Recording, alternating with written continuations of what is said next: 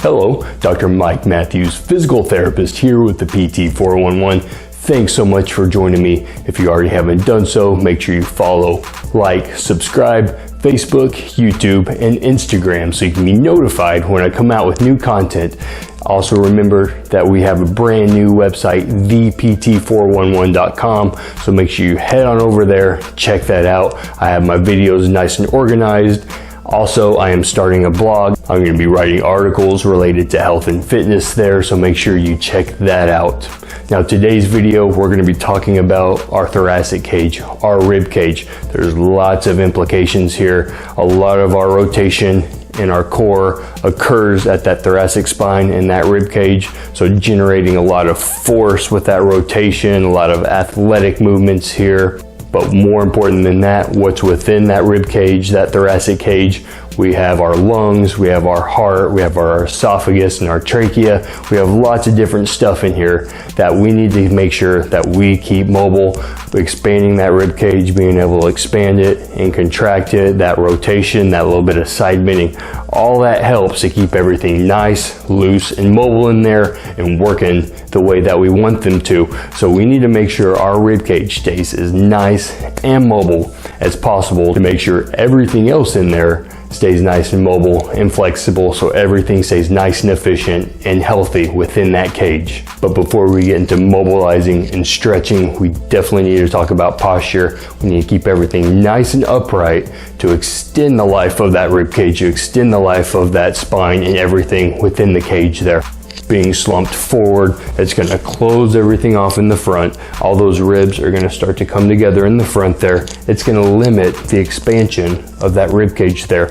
So anytime we're sitting long periods of time in the classroom or at the office or even at home, we got to make sure that we're in a nice, upright, efficient posture so that everything can expand and contract up here nice and normal. Because again, if we're closed off here, it's really going to limit the mobility of the ribs, and that's going to limit the mobility and start to tighten things up inside as well. So we got to keep everything nice and upright here. And it's not just that thoracic spine. We got to keep those shoulders back. We need to keep that head back a little bit as well. So anytime we're talking about mobilizing our thoracic spine and our rib cage, we need to sit down. Anytime we try to stretch this out standing, we have to do so much more effort. Our legs, our hips, and our lower back are going to move so much more. It takes so much more movement to get things mobilized, so make sure you're sitting so that we can lock out those hips.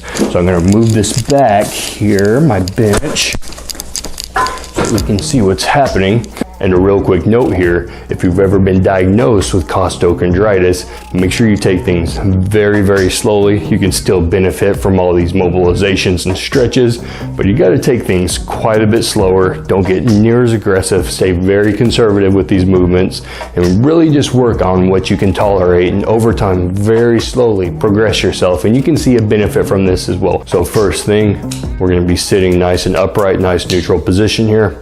We're just going to work on breathing in as much as we can. And as we breathe in, we're working on expanding that rib cage out in all directions. We're puffing our chest out. We're trying to get our sides coming out as well. We want to bring our shoulder blades up as well as we're doing that. So a deep breath in.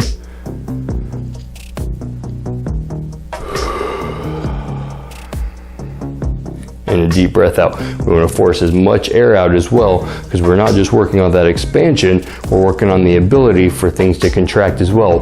We want as much range of motion, as much mobility as we can throughout that.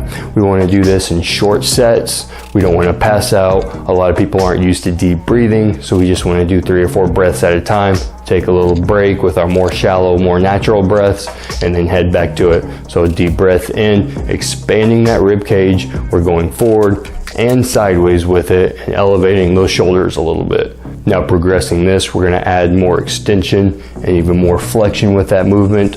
We're getting our hands up here and our elbows forward. As we breathe in, we're expanding up this way. Keep those elbows forward that whole time and don't let them come out. So breathing in, expanding, and breathing out, and slouching forward. We need to also work on breathing in while rotating. So we're going to rotate towards one side as far as possible. So rotate over there, deep breath in, and out. Same thing, as much expansion and as much contraction as we can. We're doing a few breaths at a time. Every once in a while, we need to switch to that other side. Doing the same thing there. From there, we're gonna work into side bending. So we're gonna side bend towards one side, and the opposite side from the side that we're side bending to is where all the expansion is gonna happen. This is where we're also teaching ourselves control, working one side at a time. That's gonna help out with breathing efficiency. So side bending to one side, that deep breath in, really expanding that one side, and contracting that one side.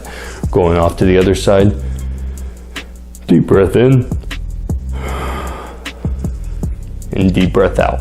Every once in a while, when I have a break for even just a few seconds, I'm working something. I'm working my fingers, I'm working my neck, my lower back, my knees, my hips, my elbows, my shoulders, anything, including this. I take a break, I do a quick mobilization here and there, because all this adds up. As long as we make sure we keep things nice and mobile, our body will realize that. It will preserve our mobility. If we ignore this, things will tighten up over time, and before you know it, you turn into that person that you don't want to be when you're in your 70s, 80s, or 90s, bent over, hunched over on your walker, barely able to move around, and everything is super duper stiff. So make sure we keep everything nice and mobile and flexible. Mobility, flexibility is king, the most important physical thing that we can do for our body if we're going to skip out on everything else, and I cannot emphasize that enough. So going back to our exercises, now we have our base movements, our extension, working into that flexion, working into the rotation to each side and that side bending. Now we need to combine those. We're going to start off by working extension and rotation while we're sitting. So we're going to extend up as much as we can. We're going to rotate towards one side. Deep breath in, and deep breath out. And you see as I'm doing that, I'm not even emphasizing the extension yet, and it's already extending as I'm coming over. We can progress that further by actually working more into extension as we breathe in and flexing forward as we breathe out. So it's going to look like this.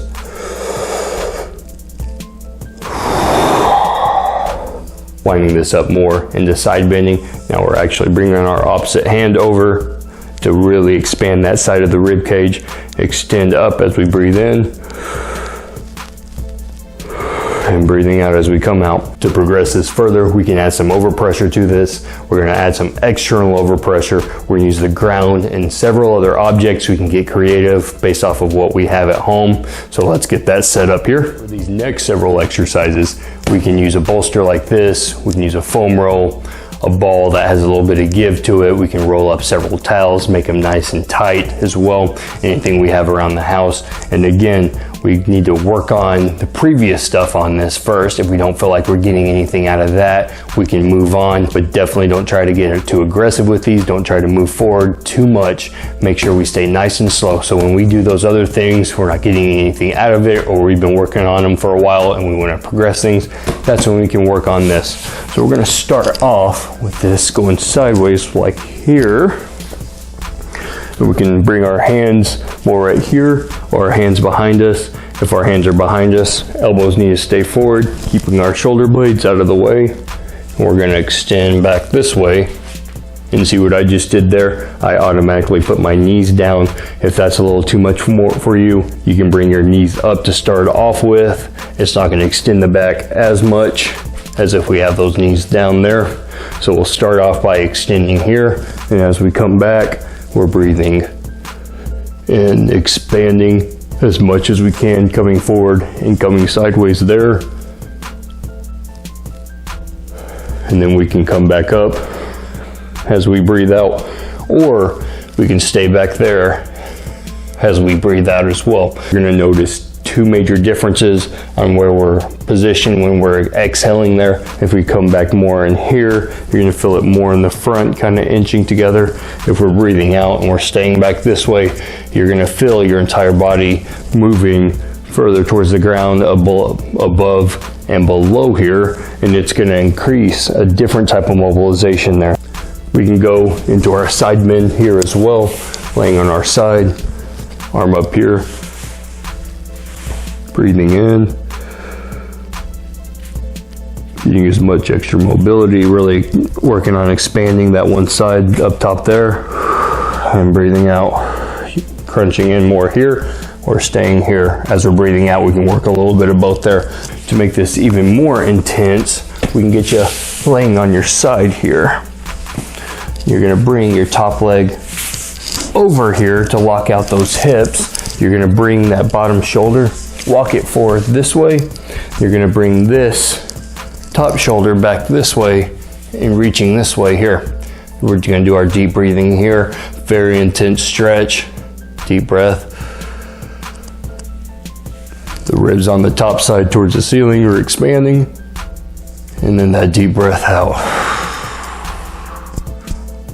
Especially on this one, when we're breathing out, we're trying to relax everything as much as we can there, and you're really gonna feel a really good mobilization there. But what about getting this even more? We're in really good shape. We participate in sports. We're athletic. We're very physical. We can definitely move on to the next one, but I definitely do not encourage it for anybody who's a little bit more sedentary. We can just stay away from this next one. But if we need to expand a little bit more, we need to add some more overpressure, definitely let's get set up for the next one. So for this last exercise, I like to use a stability ball so it can conform to my body a little bit more. You can also use a weightlifting bench, laying on it crossways so that just your thoracic spine is on it. It's a little more uncomfortable there. It doesn't conform to your body, and you'll have to wiggle around quite a bit to hit all these individual segments. Well, the good thing with the stability ball is it's going to conform to you a little bit more, and you're going to get a good amount of extension at each and every level, and you're not going to have to keep adjusting yourself as well. You need the stability ball. We have some weight here, and you don't need a lot of weight for this. We're going to work on some pullovers. So we're gonna start off sitting here, make sure that I'm staying in frame here. We're gonna hold on to our weight with both sides. The key is we can't let our hips elevate as we're coming back this way. Our hips need to stay down. We're just gonna let the weight do the work. We're gonna let our head come back here, and you're gonna bring that weight up. Elbows need to be somewhat straight. They don't have to be fully straight, but they can't be way back here. So we're coming back this way, really trying to expand as much as we can, and then we're coming back here. You're gonna feel a big stretch out of this right off the bat. To progress this one, we're adding in that deep breathing. So we're coming back, deep breath in, and as we come back down, force all that air back out. We'll do a few reps here.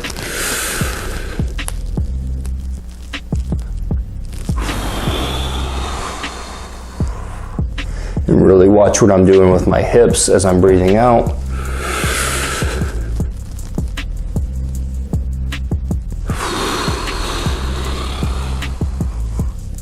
Keeping it nice and down and making sure I'm not bringing those hips up.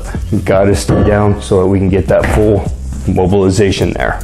So that's it for the exercises: mobilizing, stretching, getting everything nice and mobile and flexible all throughout that rib cage. And I cannot stress out enough how much motion, flexibility, mobility is king. The number one thing for us to work on, the number one thing for us to be responsible about to stay nice and healthy for our bodies.